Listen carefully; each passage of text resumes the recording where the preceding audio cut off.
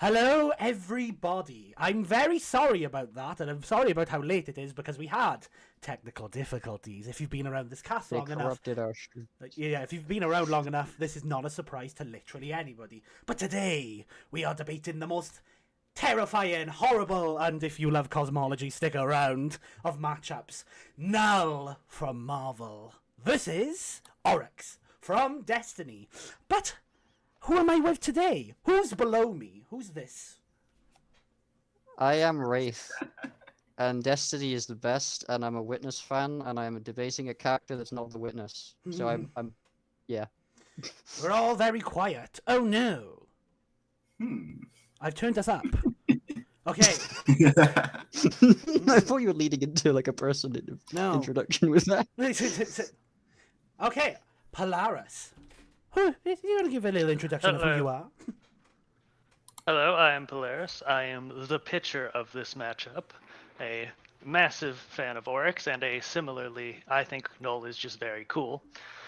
Yeah, I'll be on the jury, and I'm curious to see how this goes. And as I turn everybody up on my end, why don't you introduce yourself, person who was meant to be streaming? Okay, so all right, hello everybody. What's up? My name is Jobber Godot, philosophical jobber. You know what I'm saying? And yeah, like I was trying to get the stream set, but we have Phantom stream. That's the first time I encountered this. Like I was like, we was like, what the heck's going on here? We're streaming, we're not. But hey, we're here right now and all that type of stuff. I can't wait to see this debate. It's really, really interesting. We're queer. There's a third thing that rhymes, but I can't actually think of it right now. How about we just jump into the debate? And since this is... Oh, I was going to say this is Knull versus Oryx. Whoops. I was going to say... But do you want to start, Riff? Because you are first on the thumbnail, and obviously that's what counts to everybody. Yeah, well, I mean, I also made it, so yeah. Okay, it's fine. So I want to start off with introducing... wait, do we want to do the count? Oh, yeah. See, guys, I'm professional. If you haven't been here... I was about to say, I was like, wait a minute, something's missing. Well, you either get the timer or you get the beep, beep, beeps. You're going to get the timer this time, okay? Yay. So, on your marks, get ready, and tell us about Oryx. Oryx is one of the main antagonists of Destiny. They're the main antagonist of the Taken King expansion and are one of the most busted aura farming gods I've ever seen. He's essentially... Well, he started off as a small little bug on a small planet, well, big planet, and eventually grew incredibly powerful with hacks, abilities, and darkness. He's insanely strong, and he's going to do his best against Knull, and that's the most I can give. I'm quiet. I will move closer to my mic. You have 26 seconds. You have like 30 seconds. Oh. He has a sword called Willbreaker, and he killed a giant worm, and he's cool. I didn't really... That's fine.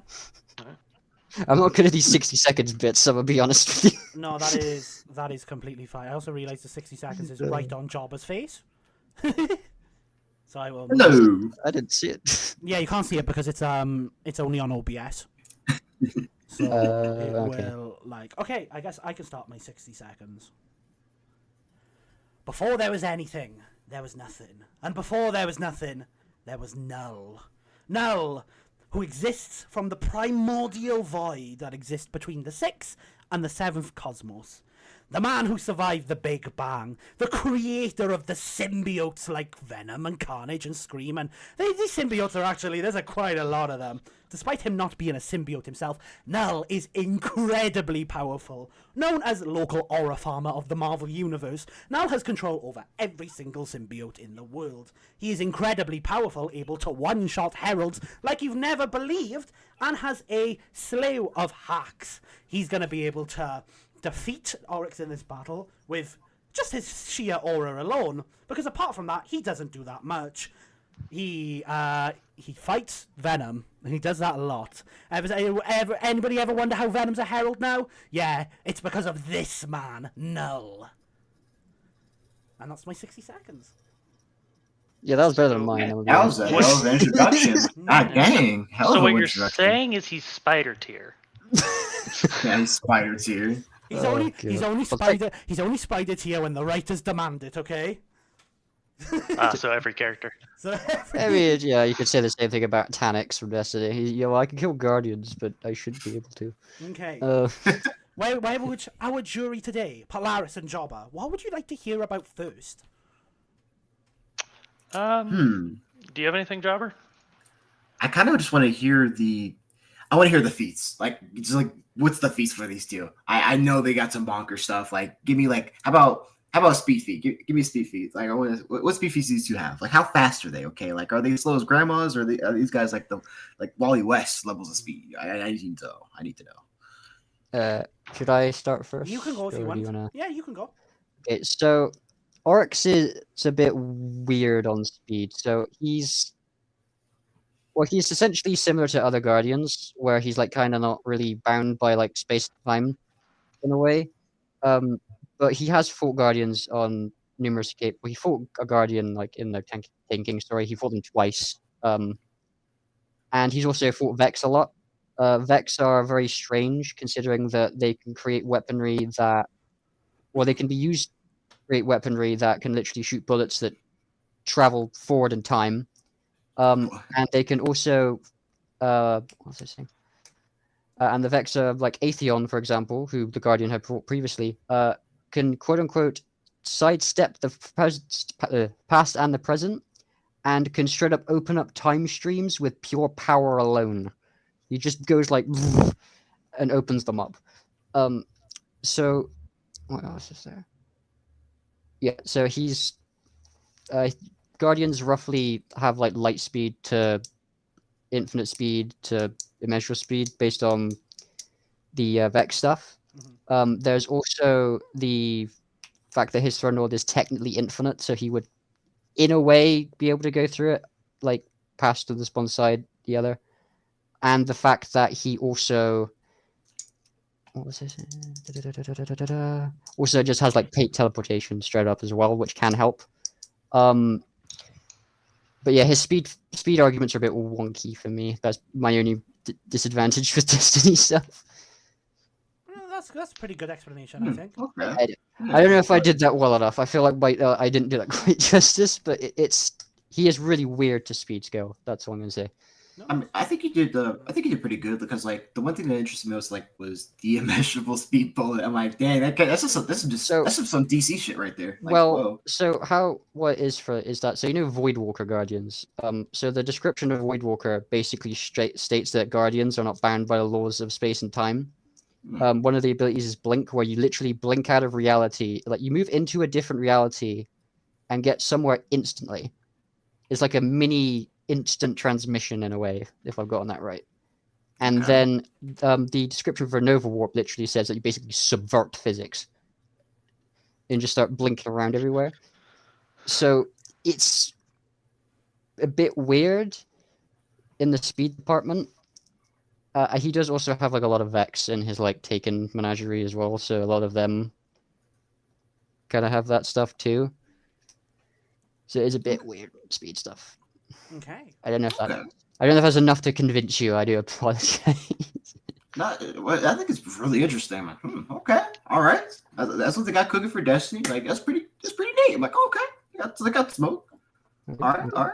Plus, what about you? What do you think? Knull is a herald. No, I'm not actually going to do that. We're actually going to talk about how fast Marvel To be fair, that could work. That could work. So Knull has fought a lot of top tiers in Marvel. For example, this was an example that I was going to use later, but I'll bring it up now. He has fought and tagged the Silver Surfer. The Silver Surfer is a universal traveling individual who can outpace Munir, and Munir can be like millions of times faster than the speed of light. But that's not the only thing that I want to talk about here, because perhaps famously, if you know anything about Knull, Knull has killed a Celestial. It was one of his first actions as within existence. You guys can see that, yeah. So as you can see, he jumps up and he ends up killing the Celestial, and he kills multiple Celestials. Celestials are stated to be similar to someone called the Beyonder. And if you know anything about the Beyonder, he's an insane kind of reality warping god guy who is comparable to something called the Cosmic Cube. And cosmic cubes are devices where time and distance are absolutely irrelevant. There's a couple other things that I could bring up to solidify a measurable null, but there's things like... Yes, I say Munir weird. I say it very weird. One of the other things that I can bring up is that he fought Odin for Thor. I'll save how powerful that is for a little bit later. But he was able to outpace Mjolnir. Oh my god, I'm self-conscious now because of how I say Mjolnir. And Odin was able to like throw Mjolnir like faster than like... I think it's a weird feat, but it's like faster than like time almost. It's just other immeasurable scaling. So I think you can pretty easily put Knull at that immeasurable because he's able to keep up with Odin for Thor and Silver Surfer and a Celestial. Okay. All right. Couple questions. Yeah. Number one. So Odin was able to throw Mjolnir that fast. Mhm. Could Thor throw it that fast? Yeah, that's why he's called Odin for Thor. He is armed and has all of the power of Thor, of Odin, sorry. Oh, okay. And then, and even then, the Celestials scale into, you know, the Cosmic Cube and Beyonder and stuff is just a lot easier. Yeah. I see. There's a couple of immeasurable feats I could bring up, but it would just be listing, like, a huge scaling chain. Yeah. When they're a bit weird, it's just they don't really bound by time and space in a way. Oh yeah, Thor. Oh yeah, good catch from Odd Person in the chat. When he fought Thor, Thor also had the power cosmic, so he was even furtherly amped. Fair enough. Damn. And okay. Wow. that's what the Silver Surfer has, and Galactus, for those who are wondering. So yeah, Okay. immeasurable speed. Obviously, if you have any more, I can pull up more feats, but I think this is pretty safe to put. Yeah. Would you want us to go into physical stats? Actually, wait. Before we go into physical stats, one more thing. What about abilities? What do these two have before we go to physical stats? I'm interested in abilities. Abilities What- is going what to do be they a got? big talk. Oh, no, I thought it was go just for- We want to go weapons first? yeah, What what kind of arsenal they got? Yeah, Okay. you can do that. So, you might want to pull up Willbreaker for this one, so there's going to be a bit. Yep, I got it. Yeah, it's coming up now. Okay, so. There we go. Oh, wrong one. Can't quit. Yep. Oh, bloody hell. You see, we are very underprepared because I wasn't supposed to stream today. Will Breaker. There we go. Yep. So, Willbreaker is Oryx's weapon of choice. So, a lot of this lore kind of just explains a lot of it normally. So, essentially, it gets stronger with every kill. It has... it can actually break through quarks. We've learned in the books of Sorrow lore. So, if you don't know what a quark is... so, you know atoms, right? Mhm. And I'm aware of what an atom is, yes. and they're made of like neurons and electrons and stuff like that, yeah? Yeah. Quarks Okay. are what make up neurons and electrons. So he can literally split within atoms. The blade also says that it transcends liminality, demands subjugation more diffuse than the simple smash you for physical brink. It does not have to touch you to wound you. It does have immortality negation in some form. It can hurt. So, a weapon which was built from Willbreaker that had like a shard of Willbreaker within it was used to be able to harm knights who were literally immune from any form of attack before. And Oryx should also just have immortality negation anyway, due to the fact that he can just kill guardians through immortality auras in the raid. There's also the fact that I believe from what it's... It can, like, essentially... Well, it breaks your will, which kind of... That's how Willbreaker works. Now, there was some lore in the latest DLC... Well, latest not latest, but season, that it technically is made from hive runes, or contains hive runes. Now, the hive runes are impressive because in Destiny, within places like the Ascendant Plane, or at least if you like break the bridge or like bridge the gap between the Ascendant Plane and the material universe, what runes say, there is no difference between the rune and the meaning. So the rune for death brings literal death. Now there were some runes that were linked to Willbreaker, for example, subjugation.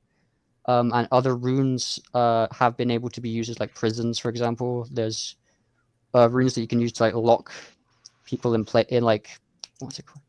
In like prisons, essentially. Even characters that have like teleportation can't even leave it, or taken, who can just kind of teleport around as well, depending on which taken it is. So essentially, it can invoke like words of concepts and transcend liminality, and essentially, without having to touch you, wound you in some fashion. Break quarks, do durability, break through immortality, and every kill it makes strengthens it. That's where I'm gonna leave it from Willbreaker. Just there. Okay. Sounds like a cracked weapon. My So it's goodness. an auto hit, durability negation, invulnerability, immortality negating sword It's ridiculous. that's made from concepts. So the blade is also in Heresy at the moment. We are currently making it. Now it's like a slightly modified version where like so it's made out of Willbreaker parts, and then there's just Crota's hilt, just kind of part of it. But it can like throw out these like projectiles in a way out of it as well. So it's a wonky little sword. Okay. That sword sounds like busted as hell. Oh my gosh. I wonder what Knull has for this. I wonder, like, what the... From busting planets to destroying stars to decapitating celestials, the Necrosword is the only weapon Knull needs. Created and passed around to literally every single fucking Marvel character at this point, from Loki to Ego to Galactus himself. The original creator of the Necrosword is our good friend Knull. So the most important thing about the Necrosword is that it just straight up negates immortality. You might be able to assume that based on the fact it's a sword killing gods, you know? So any natural immortality can easily be cut down, but also it can power people up, absorb souls. Hang on, I actually have a scan of this one. I know, could you believe it? I believe I do. This is where I can find it. Whatever. And also, it was stated because this is basically coming into contact with the sword ends up corrupting you, and basically makes you evil or subservient to Knull if needed. Which is why it like corrupted Thor, it's corrupted Loki, blah blah blah blah blah. It literally infects your soul. Galactus stated this, so you know. The sword can shapeshift into multiple different things, into claws, armor, wings, extra limbs, and it can even become the size of a planet. It's able to absorb and assimilate things such as stars and black holes into it, and if you get cut by it, it will gradually infect you and destroy you from the inside. Wow. Oh, the sword can also create creatures. It can create stuff called... Well, I can create multiple things, but perhaps the most important is Black Berserkers. Black Berserkers are these weird little creatures that it took Thor hours just to defeat one of them. That's how powerful it is. And it can create so many that old King Thor was fighting them every day for centuries. Oh my Wait, I remember this from the Thor movie. Oh my goodness. Wow. Well, Not the good one. It can also create these things called it can also create these things called necro ravens, which are these they're ravens that can form into one big one and attack people. It can drain light itself, which is very important. Gain power, engulf people in darkness, engulf people that even King Thor couldn't even break out of it, and was so powerful it almost consumed the entire Marvel universe. Cool. This is God what damn. Knull you. He also managed to kill people with the Enigma Force, which I will get into when we talk a little bit more about strength and cosmology. Does Knull have symbiote-like possession? Good question, Alfie. Because you see that little thing that Knull's wearing? He has symbiote armor. How epic. He's able to conjure and create. So he's not a symbiote himself, right? But he's like he's the little daddy of all the. They're like, Papa, I love you. Apart from that, the armor isn't really too special. Apart from like it can take a lot of hits, as you might imagine. He's Oryx farming. What can I say? See the way he's like chilling on that chair? That's got some swag to it. Oh hell yeah. Exactly. And perhaps the most important thing about the sword. So, for those who don't know, Gore managed to fuse his power with the sword, and the sword was able to butcher people on the molecular level. And it was stated to be able to destroy the concept of purity itself. So the sword's power allows you to affect concepts, and obviously the sword is just a part of Knull that he created, you know? So you said that Gore had to do something to the sword to achieve this effect. Yeah, because Gore is just a guy. Yeah. Okay, so, He had so to- this would definitely be If you recreatable. were as a chill guy could do it, I would be. Well, I say chill. If a normal person could do it, I'd say normal. He's person not is chill, pretty he's easy. very No, angry. no, Gore is not. Gore is not. No, he is far from a normal person. But the thing I don't is, know why I said chill. yeah, like he had to like merge and basically absorb the sword. But Knull can also, he should be able to, because he can absorb people as well and absorb objects. It would make very little sense if he could, to be honest. You'd have to argue that the guy who created the thing can do it, but the regular Joe who didn't create it can do it.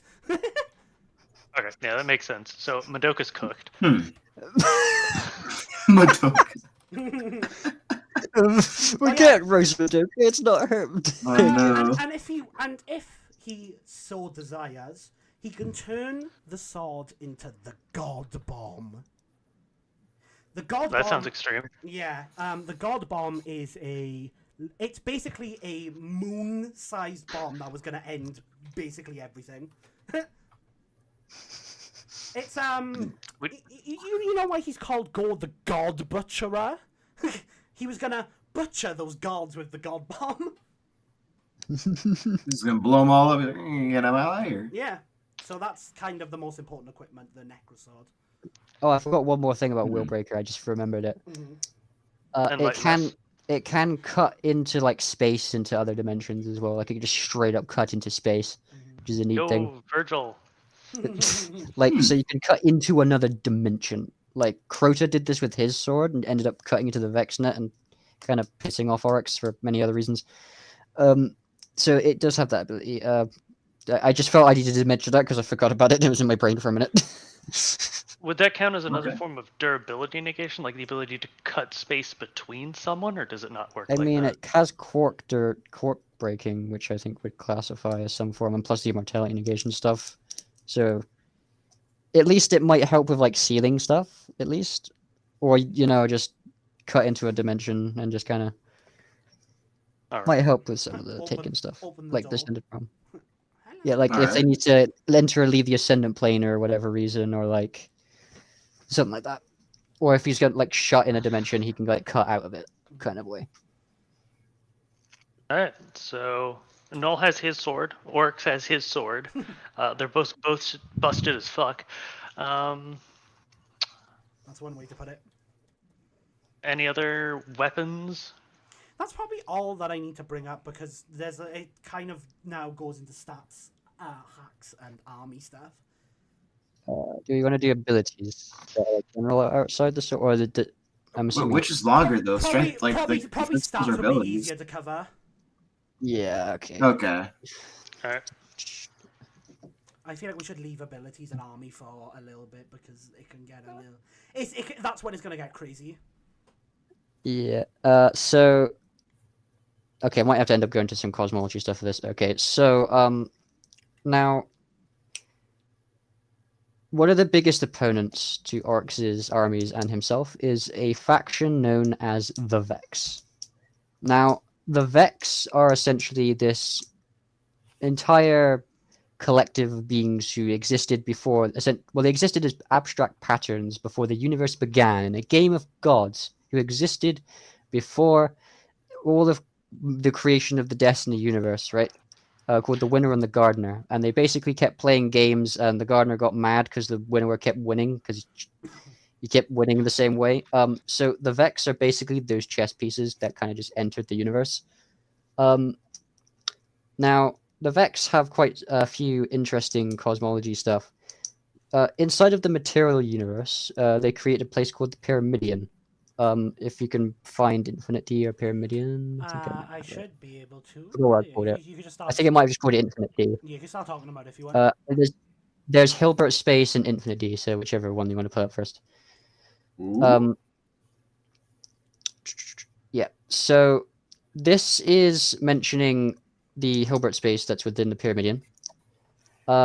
Now the first one will mention the Hilbert space if you can find that one. Which one do you want? This is what's within Pyramidion. Just the other one that's talking about Hilbert. I think it's called Hilbert space. I put it as. Yep, got it. Yep. Just to make sure. So if you don't know what a Hilbert space is, it's basically an infinite dimensional functional space. So it's not an infinite amount of dimensions like universe dimensions. It's infinite like scaling upwards dimensions, like temporal and space, if I've explained that correctly. So essentially what this means is that they've essentially got their own infinite dimensional reality inside of the material universe. And this is just the kind of stuff that the Vectors have.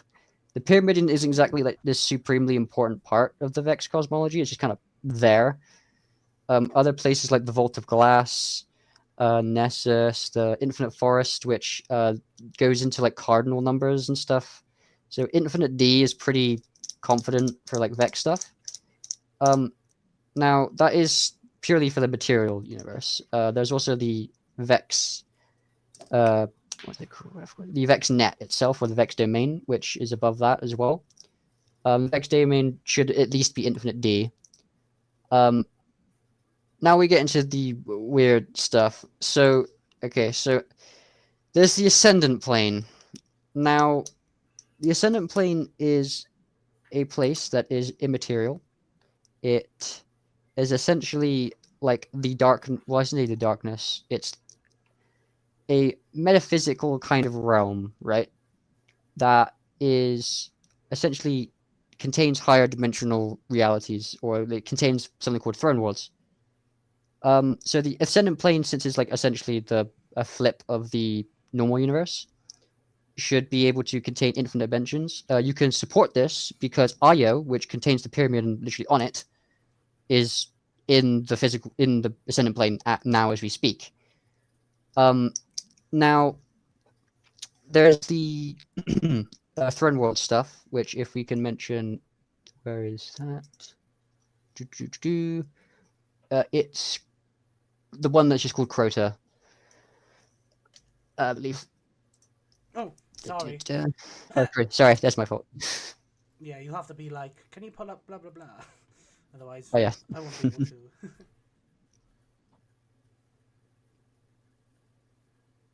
There we go.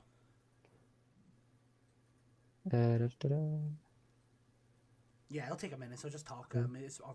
Yeah, that's fine. Yeah. So it speaks here that Crota is, not in the material world. This is Oryx's son, by if the giant son of Oryx part didn't tell you. Now so because Oryx is within his own throne world as well, now throne worlds are funky. Within the Ascendant Plane, powerful sword logic users like Oryx and Crota, we'll get into the sword logic stuff for abilities later, through sheer like power, can create their own like pocket dimensions essentially. Now, within these dimensions, if you die in any matter in the material universe, whether your soul's destroyed, whether you're killed with any form of light or darkness, it doesn't matter whichever way you die, you just kind of plop back to the throne world, and then you end up going back to the material world when you're ready. So there's described to be a string of these throne worlds, which are all based within the level of power of each Ascendant Hive. When you're Ascendant Hive, you can form your own throne world. It isn't a case where anybody can just waltz in and just make one. You do have to actually have a level of power to do so, and since every throne world is a representation of their own power and it's within a string, every single throne world before the last one is essentially transcending every other throne world. Through every single throne user, since it's a representation of their power. Now, as for how many throne worlds there actually are, there is rumblings. We know of at least a few. At minimum, we know of 4 to 5 because of the Mindbender, because of Crota, because of his sisters. There's also Marasovs as well. Eris Morn's also a part of that as well. But it's any form of Ascendant Hive should have a throne world. There is rumblings of an infinite amount of throne worlds within some bounty lore for a Taken King. Take that as you will. If you don't think that's the case, then I'm not going to judge you for it. Now, these matter because these throne worlds are described as ontological. So what is ontology? So ontology is the very study of existence. Now, within ontology, there's different things. So at the bottom of the list, you have concepts. Now, it contains any form of concept, whether they're the small ones that don't scale very high or the ones that do. Then you have principles and systems which kind of like govern those concepts. And then you have axioms. Now, axioms are above all the concepts and principles and systems within a ontology. And every throne world is ontological. Now, we know that they should contain the concepts of space and time because there is time that passes in the throne world relative to the user. Oryx's passes differently in the lore where he basically takes the giant raven and makes it his. And then there's also a form of space because you can go up, down, left, right, all that, such and such. Now, as for what this does for his stats, so it depends on how and if you scale ontology in a certain way. So if you scale ontology in terms of that is above all form of concept, and then you include the concepts within the space and time within there, then you say that you know that the ascendant plane can at least have infinite D because of the Pyramidion. Then you could get it outer, possibly. It's up to you if you believe that. If you don't, that's completely fine. There's also the fact that Oryx kind of just stomps any of the Vex that he fights. There was a Vex mine specifically created from the Vexnet itself, which should be at least infinite D. And we know that Vex mines like Brachion can completely reconfigure all of reality within infinite dimensional spaces. He does it in the Pyramidion Strike. So you could argue anywhere from infinite D to outer based on him transcending that.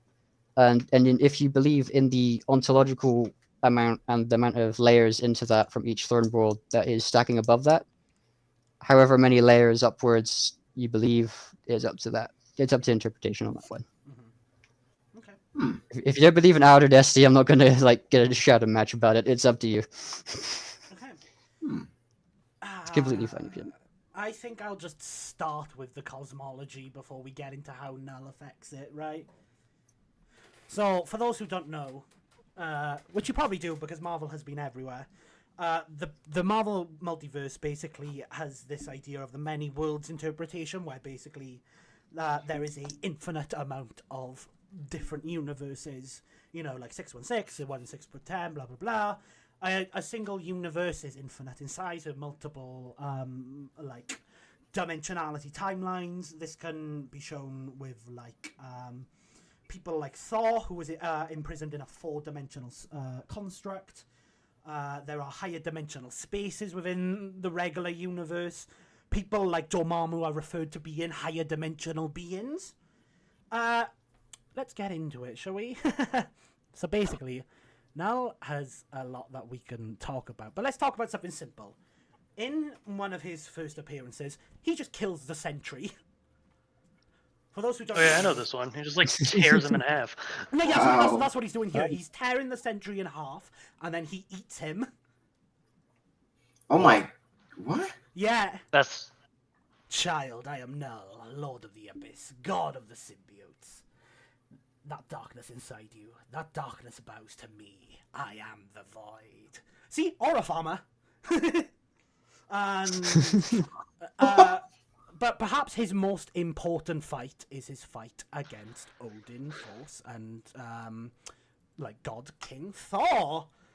And this isn't even a fight. This is a stomp. He absolutely This is just bullying. destroys this version of Thor. And then there's stuff like him being able to fight the Celestial, kill the Celestial. And Celestials have their own things. But let's just stay on this scaling chain for a minute, right? Because I want to talk a little bit about this. So, having the Odin Force should make him comparable to Odin. He's been able to fight Thor's comparable to Odin. And in one of Odin's fight, as you can see at the top of here, you can only really focus on the top part if you want. He's battling. I forget what this guy's name was, but their battle is waging war on every plane of existence. That as like a side effect of their fight. It's just happening. Dang. Odin is not Odin himself, but there's a certain character who states that he's an equal to Odin. Our good old friend Mephisto. You can see in the bottom right there. Oh boy. Oh, Here Okay, it comes. can we trust Mephisto? Oh, Mephisto. Well, Can we trust Mephisto? He feels deceitful. he is there. Can we trust Mephisto? But that doesn't really matter Yes. because the next thing Yes. that I'm going to bring up is him scaling to Hela. And in their fight, I'm just going to use the scan from the episode. It's called an Omniversal Armageddon. Mephisto versus Hela causes an Omniversal Armageddon. Now, obviously, you don't have to buy the Mephisto scaling chain, but God, King, Thor, and Odin are well above Hela, you know? There's other ways there's other ways you can get the scaling chain as well, because Odin himself has been shown to be a directly comparable to Thanos. Who again is well above people like this. So yeah, Celestials themselves are pretty weird, right? And they're able to fight. They're compared to people like the Beyonder, and the Beyonder can affect the Marvel cosmology with his reality warping and stuff. And Knull even makes the multi-entity shit himself. For those who don't know, the multi-entity is just the I forget, it's like the entry, but basically he himself is like really high into the Marvel cosmology as well. Like he is able to like destroy multiverses and stuff and blah blah blah blah blah, and he's shitting himself in this panel. He's like, I don't know how to win. I can't save this. I can't survive. Yeah. I think that you can just argue, especially with the Celestial killings, which is, again, one of the first things we see Knull does, is easily getting him into the outer territories. I can talk a little bit more. Celestial killing is pretty consistent for Knull. Yeah. Oh, yeah, Pretty yeah. consistent. I mean, he's way higher than Celestial. Celestials have also dog-walked Odin. So... We can get to the Odin scaling chain, but basically, he's able to affect all.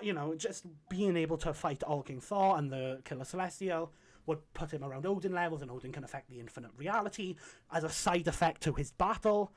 And Odin is also able to fight. What was I about to say? Sorry. I was also about to cough. He's also able to fight Galactus, and then Galactus was also able to fight Mephisto. So we've got back to the scaling chain. Here we go again. Yeah. Oh, the Marvel scaling chains. Oh Yeah. Lord. And Knull as a King in Black is also the opposite reaction to the King of Ivory. Someone said that in chat, but I was literally about to bring that up. This. I think it's this one. It should be this one. This is the Void. Oh no, that's him being the embodiment of the Void. We'll get to that in a minute. And Beyond. I think this is. Yeah.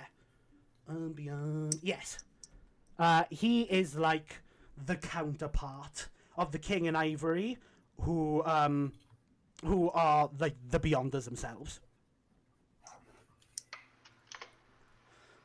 Yeah, so that's my justification for. I know some people are a bit shaky on some of the scaling stuff, but that's what I buy. I'd buy it pretty easily. Okay. I mean, it seems just straightforward. I could So talk, where would I could talk about how more impressive that is, because now that I've established Outer, I can kind of talk about the rest of the Marvel cosmology. with there being multiple string theory, and the Beyonder in his form had an infinite. So basically, the Beyonder himself had an infinite number of dimensions. So he came to the normal Marvel reality, and he was like, "Whoa, only 3 dimensions? This is really unusual," you know.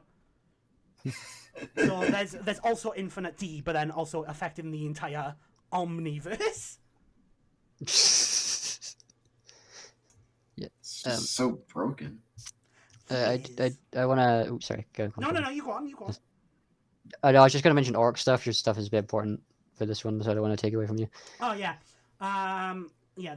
The Beyonder has like counterparts and stuff, and like he is super powerful. The Mystic Domain it has like pocket dimensions and stuff, which is included within our reality. And there's stuff like the abstracts, the entity. I meant the eternity. My bad. And being able to kill the Celestials is pretty important, because Celestials aren't technically real. This is going to sound weird, right? But Celestials themselves don't have their true form is a higher dimensional thing in hyperspace, which is like a little place on the cosmological statement. And So they're like a material puppet for like a higher plane version. yeah. And Knull just killed like 3 of them. Like, he, killed the true form? like they weren't able they weren't able to come back. They were just dead. I mean, that's fair. And like he, again, Aura Farmer, he has these Celestials in his army, and they are stupidly powerful. Do you want to go into some hacks? Yeah, I want to quick brush up on some Oryx Cosmology stuff first, just because it's a bit wonky. So a lot of the Outerversal stuff, I will say, is mainly for like Ascendant Plane Oryx. Material Oryx is a little bit funky. So you can kind of get Infinite D out of the fact that Atheon is a lot more important to the Vex cause than like Brachion was, and Brachion can manipulate Infinite D, and the Guardians fought post Atheon. And Atheon is essentially the convergent points for every single axis within the space-time bulk, which is at least 10 or 11th day, based on like the theories of that. There's also a lot of quantum theory in Destiny. There's like the many worlds interpretation theory and stuff like that that's mentioned and proven through like the Vex a lot. And considering that it's a lot more important than it's like, so when they tried to when Taken tried to take over the Vault of Glass, they mentioned that if they're in the Vault of Glass, then they're threatening like the heart of the Vex. So the Vex is essentially, or the Vault of Glass is a lot more important than the Pyramidion is. So you could establish Infinite D out of that to prove it, since Oryx hadn't specifically fought Brachion. But it takes a lot less Guardians to beat Brachion post Oryx than it does to beat Atheon previous to Oryx. So you could get him Infinite D and upper than that. We could not even hurt Oryx as well. Just so some like clarification to try and like get him to Vex Cosmology stuff. Plus, Coria came from the Vex net and would have to be powerful enough to threaten Oryx and still couldn't beat him. So something around that lines. Cool. Oh, Just to get that, because it's a bit funky with Vex stuff. So, what I'm getting here is that Knull has a power advantage, it feels like. Yeah. Like, Oryx gets tentatively outer, and Knull is just Yeah, past outer. Oryx is outer on how you feel about ontology. Knull is like very comfortably. In my opinion, it's kind of like you can maybe argue them if you're really strict with your scaling of them being pretty equal in terms of affecting infinite dimension stuff. But I don't think Oryx is higher. That's all I'm going to say. He's not higher. But if he's, you do want to equal at most, if you do and want that's to, pushing it. Yeah. If you do want to argue outer, Knull gets 1 more into outer and 2 into a bigger outer. Yeah, and if I did argue infinitely higher up to like high outer, you'd probably get high outer too. So that's where I'm going to leave it. So whichever amount of outer we get there, I'm not going to push Oryx higher, obviously, because he's not. But Dude, Yeah. he's not arguing for infinite layers of boundless. Get him out of here. Oh yeah. Oh yeah. This I'm is not a He power should scaler. be. I hear boundless Boundless. guardian, I will cry. All right, so we've gone over stats, weapons, speed. What kind of like weird powers they got? Like, I feel like that's where this is going to really be settled because we've already established some like immortality and immortality gating and weird stuff. What else they got? Do we want to go into? Okay, so do you want me to go? I'm next. Sorry, my voice broke. So I'm gonna go quickly into some aura farming that then leads into some like arsenal stuff like hacks and abilities. So first of all, for those of you who don't know what one of the best things that Oryx has ever done is, so at one point in his massive scourge against the universe, they ran into a little bit of a roadblock in the form of the Ecumene, or the Ecumi, however you pronounce them. Ecumene. It's more of a debate than Hour of Destiny, to be honest, on how you pronounce that goddamn name. So the reason this matters is because the Ecumene had a lot of prep time. They had like Teox telling them, hey, you got to do this and beat them. And the Hive were kind of struggling with it a bit. But then Oryx and his siblings had the neat idea of going, hey, why don't you just kill me? And they get powerful from me. Because there's this thing in Destiny called sword logic for the Hive, where whatever the Hive killed, they gain the powers from, like their abilities, their strength, even knowledge, I believe. I think I got that right. And essentially from that, you gain the power of the person you killed. So let's say someone was planet tier, you killed them, you were planet tier, kind of thing. Now, the reason that mattered is because they worship these gods called the worm gods. If you could bring up that image from the worm guy, I don't think I labeled it. I wonder which one you're talking about if you haven't labelled it. It's the one before. Did I wait? One second. Did I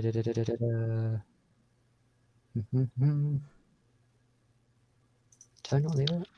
Oh no, no label. Oh no. You just talk about it for now. Yeah, so there's a worm god called Akka, and he kills Akka after killing his siblings, and from doing so, he gains the power to take, which is his fundamental ability, which lets him create the Taken, which are like the possessed people. Now, after a long time, his throne world kind of gets attacked by the Vex because Crota, his son, being the idiot that he is, opens up a portal to the Vex net like a dumbass. No, he should have. No, this is what happens, right? His daughters were messing around, and they're like, "Oh, I've perfected how to make us even harder to kill." And then Oryx basically grabs him and goes, "Yeah, watch your sisters and learn from them." And he goes like, "Oh, I can do that." Cuts into Vex space by accident, and they all start popping into his Vex realm. Like, Crota, the bane of Guardians in the Dark Age, and he can't fucking cut into space properly. It gets funnier too. Oryx's punishment for this was he literally grabbed Crota by the leg and tossed him into a Vex portal. Just like grabbed his leg and was like, there you go. Figure this out. He literally WWE said, shit. I'm not kidding you, he said either become like worthy or something, or just die, lol, and just throws him in. And then he ends up like being like super worthy, powerful character. Man got through in the basement because he was like messed up the apartment of his house. He had a party. No, worm god, another worm god went to Oryx and said, sort this shit out, basically. And he went back to his throne world and was like, okay, what the fuck's happening? Like, you know that meme where that guy walks in and everything's on fire? It's like that. So what happened is that if you can show the Dreadnought one, if you have that, I think I remember. I think that was the literally one hashtag, if I remember. But yeah, that was the hashtag one that I accidentally named. He eventually turned the stuff from. He turned Akka into a giant ship. He made it out of his flesh, essentially. Now, you ever watch those videos where it goes over like how big ships are and like compares them? Yeah, when it comes to ship sizes and like fiction, the Dreadnought's usually at the top. This thing's bigger than Starkiller Base. And I'm not joking. It's that big. Now, it also worth containing that it also contains his throne world, and he can use his sword, plunk it into the into the bow of the ship, basically, and fire his throne world into the physical universe, or at least part of it into the physical universe, and the sheer presence of Oryx's will alone just fucking kill you. And if you don't die, you get taken instead. That's what happened tomorrow. So he throws a universe at you as an attack. The power of his ontological realm just thrusted into you. And keep in mind that Morozov used her like harbingers to like blast through his fleet. She's pretty strong too. It blasted through all those other ships that you saw there, didn't even dent it. So yeah, and then for the other abilities that he has, so abilities and hacks. So I mentioned taking earlier that he learned from Akka. Akka, well, he didn't exactly learn it. He basically killed Akka, wrote some stuff on a tablet. The pen got lost somewhere. Rolk stole it. I don't know why. And eventually wrote on those tablets and stated that, and learned from the deep, which is the winnower, essentially. He basically learned from the winnower. Originally, I thought it was the witness, but considering that he basically keeps bad-mouthing the witness and heresy, and that version of Oryx is specifically the one after Akka. Well, after killing Akka, the Throne War stuff gets made a long time ago forward. And essentially what taking is, you rip someone out of reality, put them in their own self-contained reality, and you can redefine the very aspects of that being. It's ontological weapon. It's conceptual in nature. You can change everyone's past, present, and future and causality. You can empower them. It works on the Vex. It works on the Hive. And essentially what it does is that your very idea and concept is just reshaped. When you enter in the universe, I think the Taken lore card describes them as more real. And they also passively infect with Taken aura, and like they destroy like neurons and electrons passively. I think it's neurons, electrons. I think they mentioned something neuron decay, if I recall. I could be getting that wrong. And they also come back with a bunch of abilities, such as invisibility, invincibility shields, blinding effects, teleportation. And the reason this is really interesting is because Oryx himself, we learned from the Ghost of the Deep lore, and from the fact that he literally can literally manifest Taken energy from himself, and he took himself in Regicide mission, that he is inherently Taken in nature. So you could argue that any of the abilities that the Taken would have, him being the Taken king, would have a lot of these abilities. So he is essentially corrupting you with space magic. And then there's the other problem stuff, which is with sword logic. The sword logic lets with hive powers, which is like darkness powers. Darkness powers is also ontological, which is the ability to manipulate ones or destroy like beings from existence, essentially. And he has fought this numerous times and come back from it, since his sisters love to kill him and he loves to kill them back. Usually he ends up doing better than they do. And yeah, he literally like they try and like sneak attack him and he just cripples them both and leaves. He's like he had a phone call with the winner and they tried like chicken legging him and he just kind of like ran off and beat them. And essentially he has other hive magics from the other so I'll get into the army stuff for the other abilities, but sword logic lets you do things with the darkness. There's like blasts of energy. He could put you in a mini pocket dimension that's not even like the Taken power stuff that he can kind of like duck and weave and hit you with. He can shoot fire out of his mouth like a dragon, which makes sense. He did kill Ahamkara. And there's also like Hive that have like shape-shifting abilities. Whether or not you'd extend that to Oryx is up to you. Hive Wizard were able to do that, and since a lot of Hive magic does downgrade from the Hive gods, he could have it. He did also kill an Ahamkara, so it could be argued on that. And he also took one too. So, well, the Riven's its own debate whether you want to include her or not. So I'll leave it on that one. There's just a lot to cover for Oryx for abilities that I'd be here all day. So I'll leave the interesting ones there and then cover the army stuff for the other abilities. Okay, cool. All right. What we got for Knull? Knull can't fucking die. They can't keep this man down. They've been trying for years. Just basically, Knull. So for basically, he can quite easily regenerate from attacks that should kill him. He was stabbed through the skull. and we will talk about the armies in a bit. Real fan battlecast. Thank you very Yeah. much. We're kind of saving that for a little bit because that's a lot to go through. And after being stabbed through the skull, he was able to regenerate from it at the, there he is. Look how fine he is. He's great. He's fine. And Just stab him in the face, it won't work. He'll come back. Knull is the embodiment of the Abyss, which is a realm that has existed since the first firmament.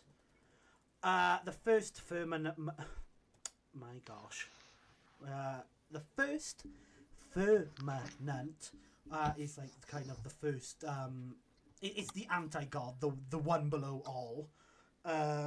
It's a realm that exists between the previous universe of Marvel and the current universe, which places it even out of control of the eternity, sorry. And now, if he dies, he's able to come back from this. So he was like gonna die at the end of the comic, and he's like, "I'll be back." Blah blah blah blah blah blah blah blah blah. And he's older than time itself, and basically, to stop Knull from coming back, you're going to have to destroy this realm. And I know you mentioned that good old Oryx here can like enter alternative dimensions and stuff. And that's good and all, but obviously he would have to know about the dimension and be able to access it. Which, even then, there's an entire debate on if he can destroy it. As for that, he has full control over his army. He has a direct hive mind, which are able to like cover the planet. I'll show that in a little bit. And he's also able to corrupt people. So during his fight with Silver Surfer, he hit him with this black blast, and he was able to turn him into a like a corrupted Silver Surfer who fights for him. This doesn't just extend to Silver Surfer, though. He can corrupt multiple people, and they keep their powers. This is certainly impressive for people in the Marvel Universe, because he corrupted a lot of the heroes. And many of them are able to, like, resist corruption and possession and all that, and it worked. Because he is him. He's also able to remove memories from people and access other dimensions. This is the Insomniac version of Venom. And basically, he brought Venom to this universe. They had a little fight, and then he was like, oh, that's the wrong image. See, I have so many, because I've had to save so quick. Sorry about this. He was like, okay, go back through this portal, you little dick, and I'm just going to remove your memories of this experience. We do not talk of this moment. Yeah, literally. So yeah, he's able to possess people. He's able to do that. He can raise the dead. So if anybody dies, they can just be resurrected as a servant of him. Which, hey, pretty cool. Nobody is ever escaping him. I have a necromancy joke about Oryx later you might like. Oh, boy. Oh no, he's not going to use it. He hates it. That's the joke. Yeah. He mentally dominates those he corrupts into symbiotes. And he's also basically able to make other Knulls, because he can grant his powers over to symbiotes. Which, yeah, how fun. Marvel character moment. Just Yeah. OP Marvel character moment. Knull is kind of less about hacks and stuff and more about the army than anything. Like, a lot of stuff I've said, like, he's able to, like, affect the soul through the sword. He's able to corrupt people with the sword. He turned Carnage mad, if you can even believe that you can turn Carnage mad. He can manipulate his own size and the size of his people. He's able to force his memories onto other people. He was able... This is going to sound really funny. He was able to imprison someone... he was able to imprison Clintar, the heart of the throne world. Which is really funny. Oryx here's got third worlds, that's funny. Yeah, people who are made into symbiotes as well are able to... basically are bloodlusted by Knull's presence alone. He's able to cast darkness around. Yeah, it's not really a lot, but there's a lot of important stuff in there. A lot of it came from the sword earlier, you know? Yeah, I think my Oryx is like the opposite, where the sword's important, but the rest of it is just hive magic. It's hive magic. Plus I don't have giant to explain chip shit. that shoots giant shield. Oh yeah, I forgot to mention Oryx. It can change size in the throne world, so he can be as big as he needs to be as well. Just before I mention that, because in case anyone wonders, I really like the idea of him fist fighting a celestial. That's all I'm going to say. No, I mean that needs to happen. That's the coolest thing ever. Yeah, so even so, like if people touch a piece of a symbiote, he can read into their memories, and if you try to access his memories, like Jean Grey did, she was left overwhelmed and like basically she was able to see the memories, right? But she was left in this state if the image loads. She was just knocked the fuck down. Me after hearing Boundless Guardian. I will mention I will something I roast know. that for the rest of my life. I hate it so much. Something I know is that Taken Knights can actually read and rewrite memories. So I'm just imagining one of them like, let me get a what, and then just like disappearing out of existence. Wait, they Like, can do What that? the hell? I didn't. Wait, what? Oh yeah, Taken Knight once rewrote Tekian's memories. He's What the fuck? well, perhaps my favorite feat is there was a scroll computer, right? And they're like, okay, get all the information of Knull, and the computer goes, okay, boom, kills itself. Oh yeah, I remember that. That was so cool. Oh. Yeah, the computer kills itself trying to gather information of Knull, which is brilliant. Would it be equally as preposterous. funny as if the computer just said like lol not doing that? It's just explodes. Calculating. He's No. able to see people, It's he's able to see people in the past and the future, and like he has a lot of clairvoyance, so he can see the future as well. Yeah, there is a lot going on with this guy, but I would like to get into the armies because this is the most important thing here. This When is are the part- we? When do we need Oh, to yeah. end? Is the question. What's our time looking like? We are currently 1 hour in. I'm fine to keep on going. Yeah, I'm going Okay. to. Yeah, just same here. Uh, Actually, one more thing before I move on.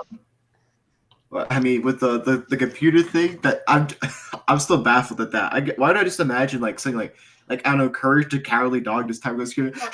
And before people ask, Knull isn't weak to fire or sound. And Yeah, I wouldn't think that. and his The sun thing I don't count as that. That's just because Venom's just built diff at that point. yeah, and a lot of his symbiotes aren't Yeah. actually also weak to it. They're more weak to like light and electricity and stuff. But he has millions of symbiotes. But like Knull has fought right next to a sun, so he's fine, and he survived the Big Bang. I mean, Oh, you yeah, say what- he's Yeah. weak. They're weak to electricity, but he like fought Thor, so I feel like it can't be that bad. No. The symbiotes are weak to electricity. His Oh yeah, it symbiotes. kind of like went Ah, into him, but that was okay, like a okay. because he was purely controlling them at the same time. I don't think it would have affected him otherwise. I think from what I saw that I could be.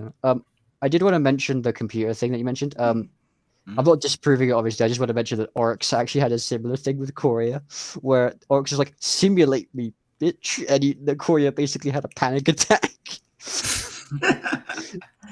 Oh yeah, and also he, can, Korea. he was able. These people are monsters. He was also able to absorb the void after he killed Sentry as well.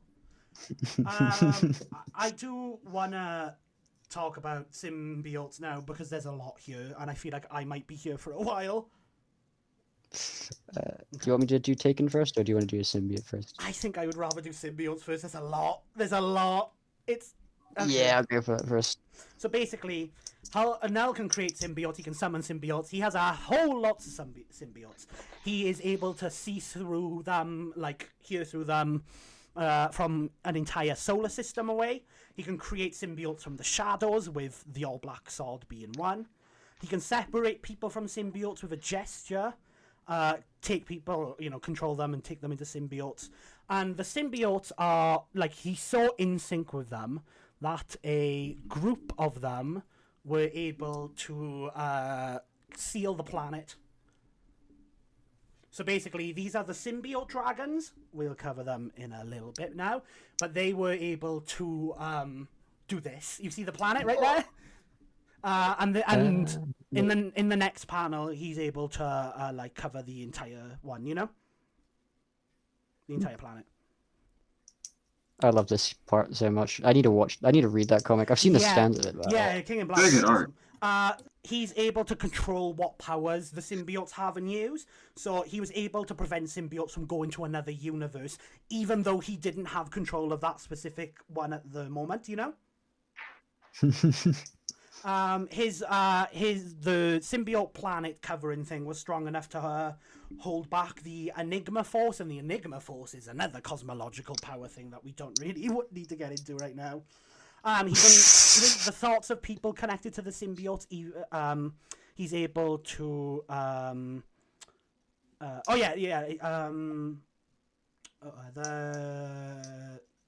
was something I want to bring up. Oh, symbiotes adapt. They just adapt to things used against them.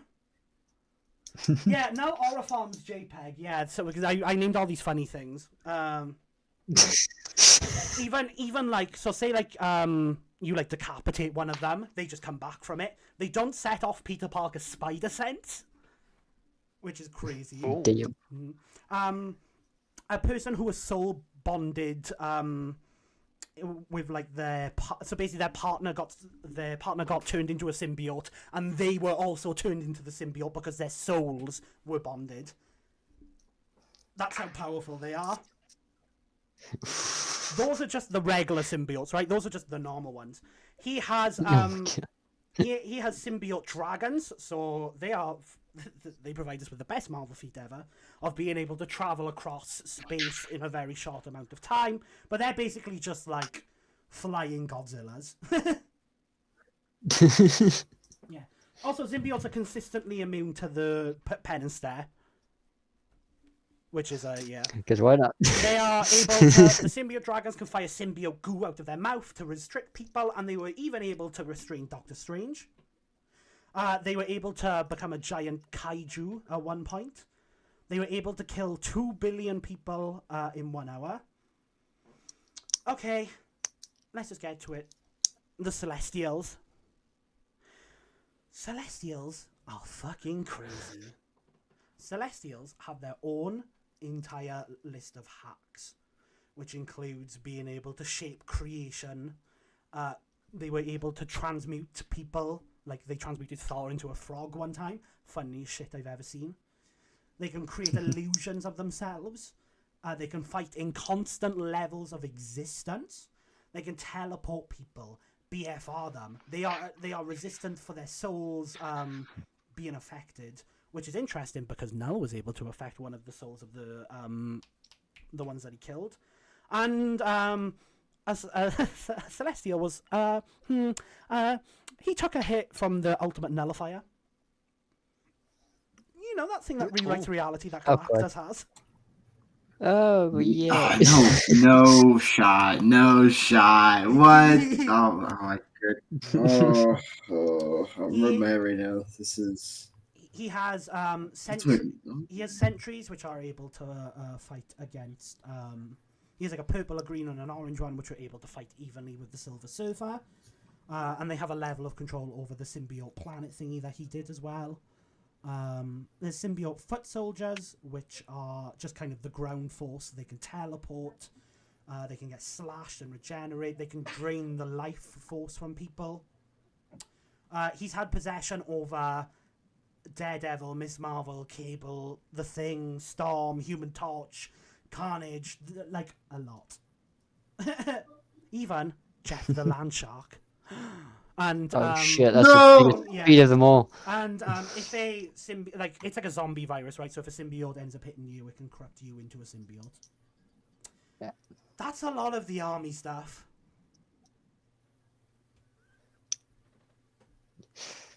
Whew. So I gotta try my best to match it. Okay, so where do we start? So every single basic taken has the passive taken effects, which I mentioned earlier. So they passively take and corrupt stuff. a lot of taking corruption effects seem to be so threatening that even the Vex are afraid of them. They're essentially afraid that they could corrupt the entire network, which is, well, Coria was able to do so while she was taken, essentially corrupt a portion of the actual Vex domain itself, which has been compared multiple times to basically be the Vex version of the Ascendant Plane. So they essentially had enough power to corrupt a version of the Ascendant Plane. Whether or not it's equal to that, probably not. But at least in size, with the infinite dimension stuff, this massive place that and infinite dimensions is just a section of the Vex space, right? So the fact that Coria was a threat to it and had some level of control over it is pretty impressive. Granted, it was under the control of Savathun at the time, although Coria was kind of just gifted to her, if in a way, kind of could just use them if they wanted to. There are other Vex taken as well. Taken are fun because they can simulate pretty much any, like, almost anything within their minds 227 times at minimum to, like, perfectly predict any beings that aren't paracausal, which are basically beings, like, above causality entirely. Now, a lot of Hive are also part within Oryx's Throne World as well, so they can do a lot of different abilities. You have wizards, knights, and thrall ogres. They shoot fire, create shields where if you shoot rockets at them, it just gets sent into a different reality or dimension or somewhere else. Hive wizards can teleport. They have transmutation. They can tear your soul out and put you into a bug. They also have something called Death Singers. Now, within Oryx's Throne World, there are 4 main people you're going to have to deal with who just kind of chill there. There's the War Priest, the Irhanuk and Iranak that are kind of chilling there. And then you also have the Golgoroth as well. Now, death songs are funny. So if you can mention the axioms. Is it axiom? I think I might call it axiom. Okay. Axiom 1 or Axiom 2? It's whichever one's got the weird funky wizard on them. I won't be able to see it, so I will pull up 1 Oh. and we will see. Okay, let's see.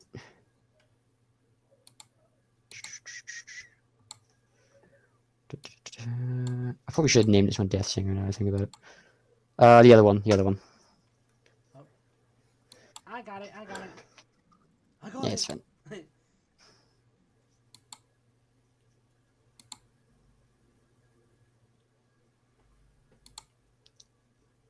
I don't know why I labeled this second one.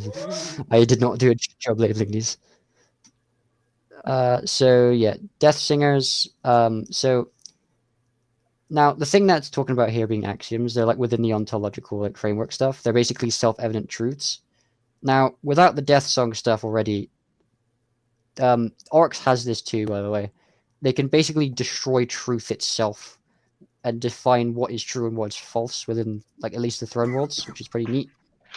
But the other thing, if you go to Axiom 2... the one I spoiled.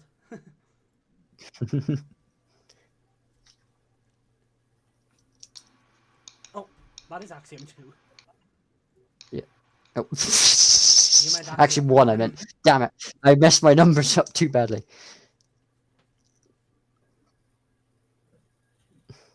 Now, so I mentioned the Throne World stuff before, right?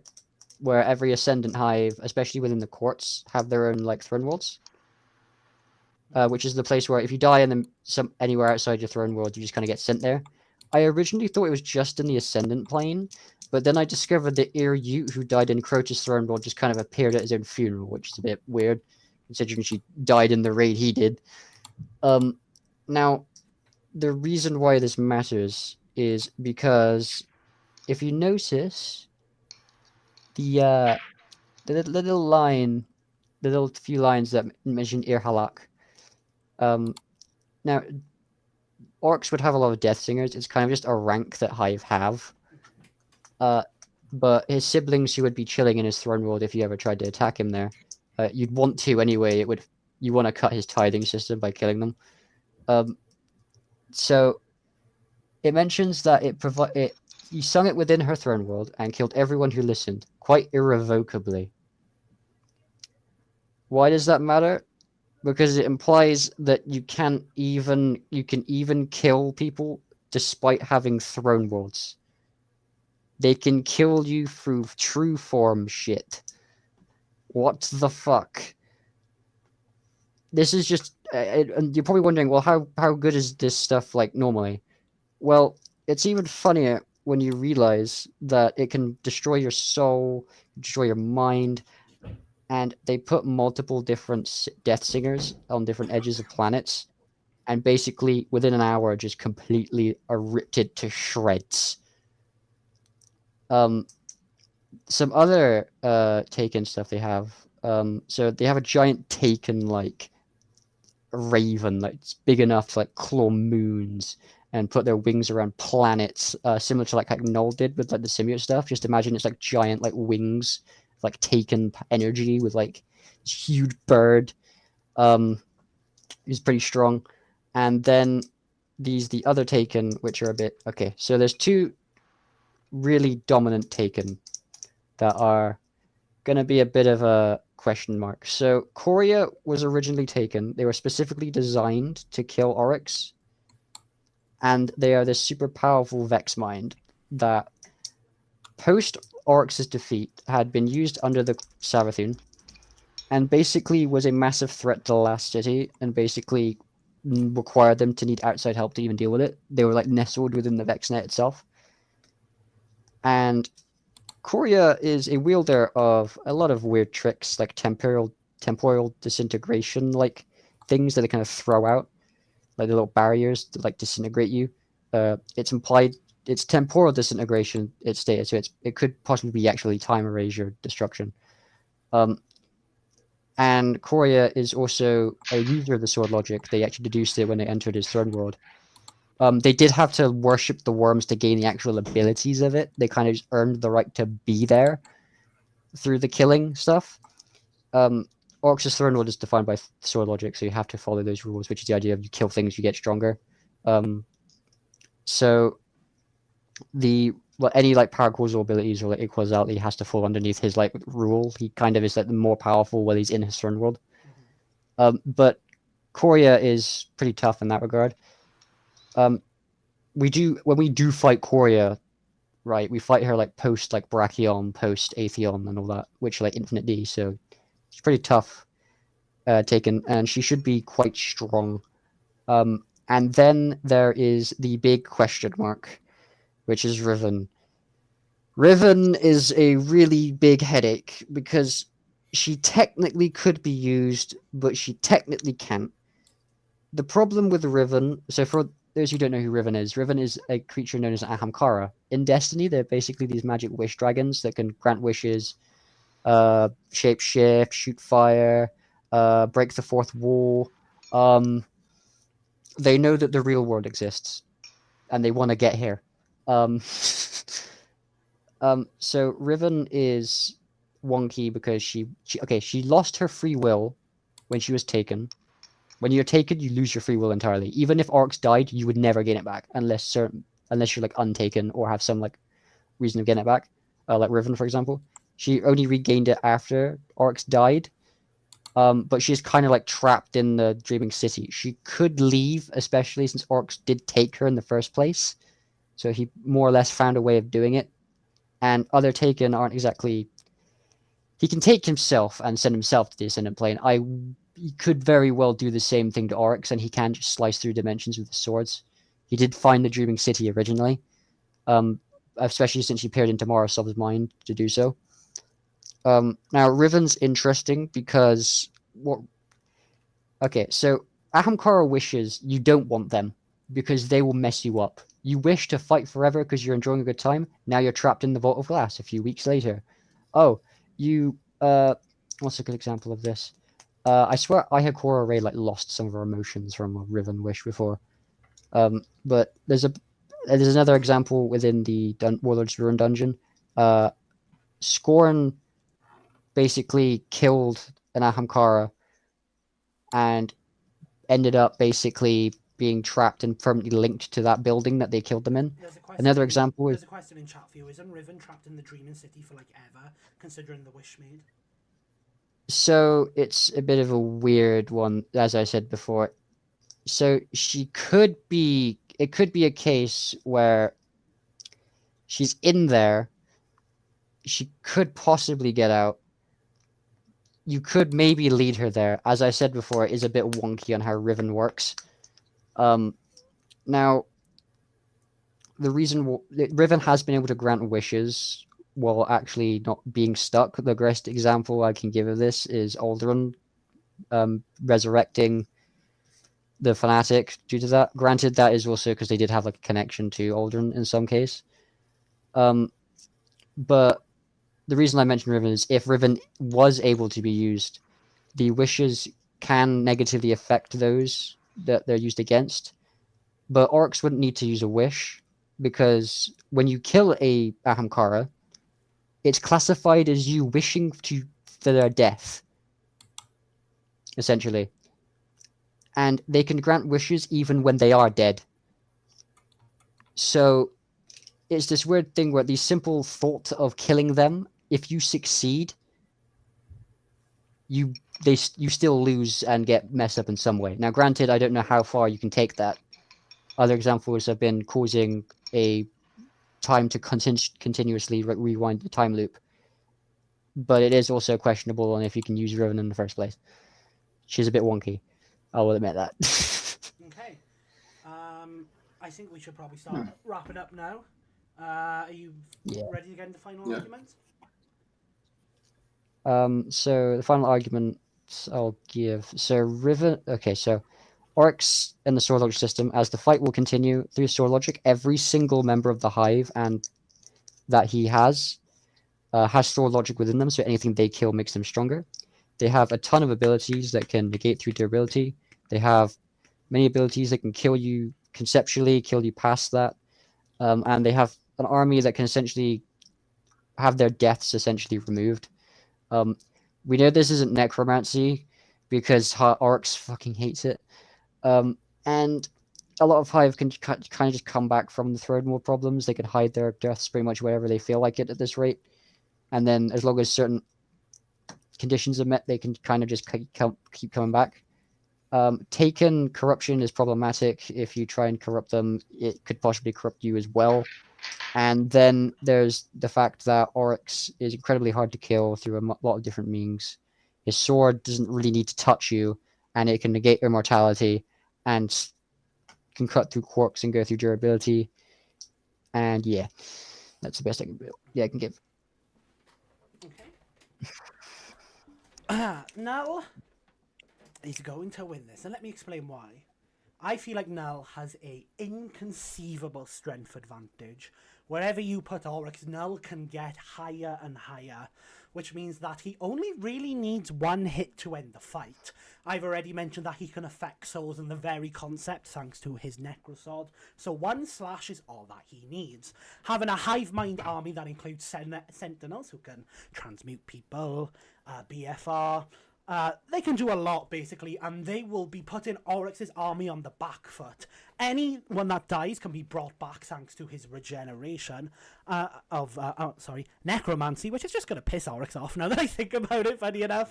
So, do you want to know why he hates necromancy? If you want to continue, I'll tell you after. Continue for a minute because I'm going through the train of thoughts right now. Yeah. Like the symbiote possession, obviously touching a symbiote will just lead you into a symbiote, which means his army's just going to get more and more powerful as the fight goes on. But I don't think this fight is really going to last, and if it does, there's no way that Oryx should be able to know about the Abyss or even access the Abyss, which then gives Knull a lot of time to prepare something like, let's say, the God Bomb, and rapture it from the inside out. He can remove the memories of Oryx if he needs to, and yeah, Knull is a much more simpler character than Oryx, but I actually think that's in his favour. He's a dominating force who will use whatever he has to win, and that is his Necrosword. Oryx will fall and become a symbiote and will be part of his army forever, and that is why Knull, the symbiote creator, the void of darkness, the unbelievable concept, is going to win. Jury. All right. Should we get the Voting why Oryx is hating voting up? Probably at the end of the cast. Jobber? Yeah, that's fair. So at least from what it seems like when it comes to Nolan Oryx, at least their speed seems pretty even. And when it comes to the arguments of who's stronger, it seems that like just Noah has at least the far more straightforward way of just like getting down and like a higher version of what like Oryx can get to, at least what was presented here with the arguments. Now that when it comes to abilities in like armies, it like don't get me wrong, like Oryx has got some serious heat, okay, but I think with what Noah has, he just slightly edges out.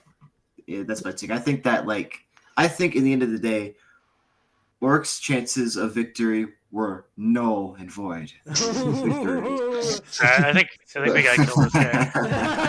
Polaris, your thoughts? Oh fuck. So speed seems about even. Null seems to take strength. From there, figuring out who has an advantage in hacks is very hard. There were a lot of words thrown at me. I guess the question I would have is, if Null hits Oryx, it seems like it's just game over. But Oryx could probably hit him easier with his just need to swing the sword to hit you. The problem is I just don't think that would be good enough. He can cut Null in half or whatever, but it won't stop him. So I feel like I am going Null on this. That's fair. And then with the poll, get your little votes in. I'm gonna leave it for a minute. With a vote of with a vote of 80% to 20%, Knull has won the vote, so he is today's winner of the cast. Fair. That's fair. Oh gosh, I can stop sweating. So, bro, I'm on the one on the back foot. I don't know why. I thought I was. I can argue Outer Destiny all day. You're still gonna beat me on that. Still, this is a very good cast though. Like just learning a lot about the real high tiers of Marvel and Destiny. Well, Yeah. Destiny just generally high tier, but yeah. Unfortunately, Oryx isn't the highest level on Destiny, sadly, which is a bit of a disadvantage. I mean, to be fair, neither is Knull the highest level in the Marvel Yeah. universe. Yeah, if this was the Witness, then I'd probably be able to get the stats stuff a lot easier because he literally straight up just is said to be above the entire universe. Wow. But Thank you guys But for tuning in today. This was a fun one. Yeah. We have a lot more coming at the end of mostly next month. Next month is going to be really busy for everyone involved. If you enjoyed the cast, please let us know in the comments, and this pitch I hope goes well because I really want to see Knull on the show. already went. You already did it. It already did, yeah. Oh, I didn't Ooh. know. It did go well, yeah. I'm gonna end the stream now. So everybody say bye bye.